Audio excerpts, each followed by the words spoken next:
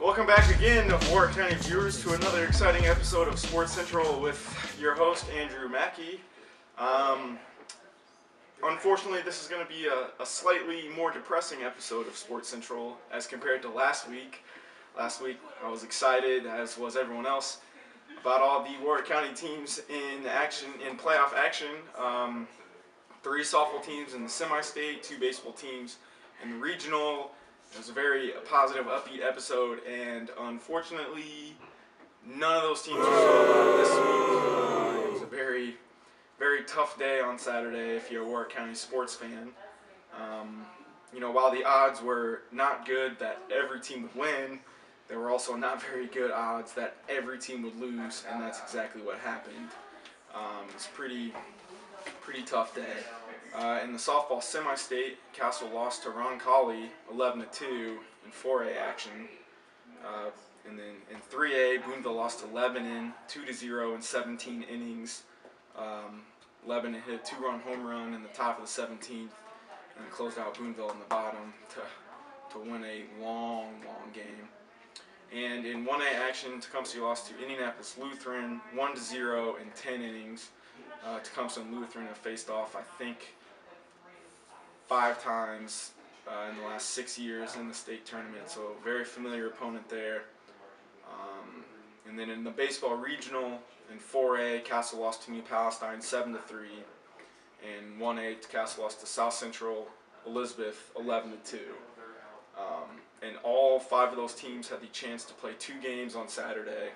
If they win the first, obviously, they move on to the second game. And all 5, not only did they lose, they lost their first game. It was very, very depressing, sitting up at North Davies for the Tecumseh softball game. Tecumseh's principal, Richard Lance, was getting updates, and all while sitting at that game, we found out that the Castle softball team lost, then we found out the Tecumseh baseball team lost, and then the Boonville softball team lost, and then the Tecumseh game ended and they lost, and then finally, as I'm leaving the parking lot at North Davies, I get a text message saying that Castle's baseball team lost. So all in the span of about, probably an hour or 2 hours, all 5 of those teams lost. Tough day, but congratulations to all 5 of those teams on a very good season. Not many teams get as far as they did, so nothing to hang your head about. On Friday and Saturday last week, the state track meet was going on at Indiana University, and there were several Warwick County participants. On Friday night in the girls track meet, Ann Fowler finished 16th in the 100-meter dash with a time of 12.71 seconds, and she took home 15th in the 200-meter dash with a time of 26.18 seconds. Ann Fowler goes to Tecumseh. Castle's Zuri Sanders finished 15th in the high jump with a clearing 5 feet 2 inches. And Castle's 4x8 relay team finished in 23rd with a time of 10 minutes and 1.57 seconds. That team was Ellen Bennett, Meredith Berkeley, Morgan Psycho, and Peyton Smith. Not the greatest results there either, but just getting the state's a huge accomplishment. So congratulations to those girls. In the boys' meet on Saturday, Boonville's Tyler Madden took home 17th in the pole vault. He cleared 13 feet 6 inches, and he finished 25th in the long jump, jumping 19 feet 11.25 inches. I know that's not a great jump for him in long jump, but again, it's an accomplishment to get there.